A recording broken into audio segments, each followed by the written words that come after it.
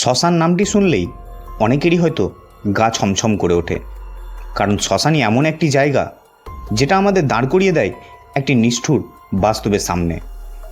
আজ আমি তাই ঘুরে দেখাবো তারাপীঠের এই মহাশ্মশানকে এবং আপনাদের জানাবো তারাপীঠের এই শ্মশান কীভাবে মহাশ্মশানে পরিণত হলো, আর জানাবো এই তারাপীঠের মহাশ্মশানে কী কী অলৌকিক শক্তি লুকিয়ে আছে সেই সম্পর্কে।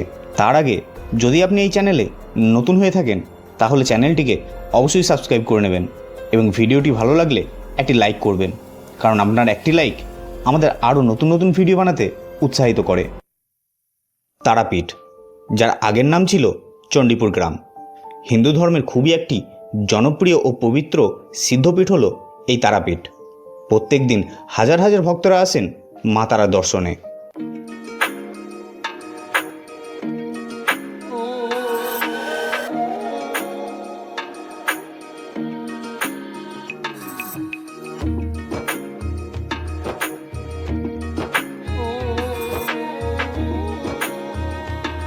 তারাপীঠ শহরের এক কোণে ঘন জঙ্গলে অবস্থিত তারাপীঠের মহাশ্মশান। তারাপীঠ শ্মশানের পাশেই রয়েছে মা তারার মন্দির। 1818 সালে মল্লারপুরের জমিদার শ্রী জগন্নাথ রায় এই মন্দিরটি নির্মাণ করেছিলেন।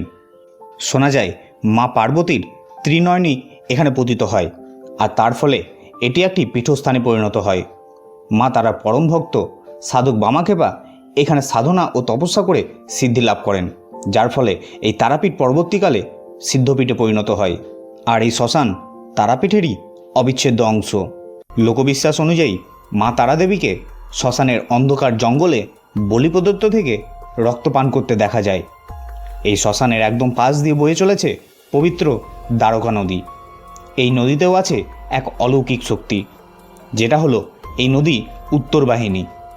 হিন্দু ধর্ম মতে উত্তর বাহিনী নদী খুবই গুরুত্বপূর্ণ। ভারতে প্রায় সব নদী উত্তরে অবস্থিত হিমালয় থেকে উৎপত্তি, অর্থাৎ দক্ষিণ বাহিনী। ব্যতিক্রম হল কাশীর গঙ্গা ও বীরভূমের দ্বারকা নদী। এই নদীর জলে স্নান করলে পূর্ণ হয় মনের সকল মনস্কামনা, দূর হয় সব পাপ।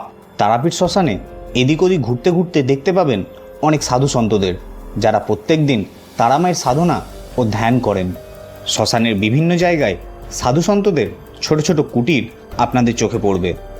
রাতের অন্ধকারে শ্মশানের সাধু সন্তরা যখন ধ্যানমগ্ন থাকেন, তখন শ্মশানের জঙ্গলে বিভিন্ন জায়গায় নক্ষত্রের মতো আলোকরশ্মি প্রজ্বলিত হয়। লোকবিশ্বাস অনুযায়ী এই আলোই হলো নাকি মা তারা। তবে সে সময় সেই আলোকরশ্মির কাছে যেতে সাহস পান না কেউই। তারাপীঠ শ্মশানকে আগের থেকে এখন অনেকটাই উন্নত করা হয়েছে। কাঠের চুল্লির পাশাপাশি এখন ইলেকট্রিক চুল্লিরও ব্যবস্থা করা হয়েছে। তারাপীঠ শ্মশান ঘুরতে ঘুরতে এবার আমি পৌঁছে গেলাম সাধক বামাক্ষেপার সমাধিস্থল ও পঞ্চমুণ্ডী আসনের সামনে। এটি হলো সাধক বামাক্ষেপার সমাধি মন্দির। 1911 সালে তার মৃত্যুর পরে তার পূর্ব ইচ্ছাতেই শ্মশানের এই অংশে তাকে সমাধিস্থ করা হয়। সমাধি মন্দিরের একদম পাশেই রয়েছে পঞ্চমুণ্ডীর আসন। এই পঞ্চমুণ্ডীর আসন ঘিরেও রয়েছে এক অলৌকিক শক্তি। এই আসনে বসে সাধক বামাক্ষেপা তন্ত্র সাধনা করে সিদ্ধি লাভ করেছিলেন। খুব যোগ্য ও শুদ্ধ চিত্রের মানুষ না হলে এই আসনে বসা মাত্র সারা শরীরে তীব্র জ্বালা অনুভূত হয় এবং সেই জ্বালার ফলে সেই মানুষ উন্মাদ পর্যন্ত হয়ে যায়। অর্থাৎ এই আসন আজও পর্যন্ত জাগ্রত। এইসব বিভিন্ন অলৌকিক ঘটনাগুলি আজ তারাপীঠ শ্মশানকে মহাশ্মশানে পরিণত করেছে, আর তাই প্রতিদিন হাজার হাজার মানুষ এই পবিত্র স্থানে ছুটে আসে। তারাপীঠ মহাশ্মশানে ভিডিও আজ এ পর্যন্তই।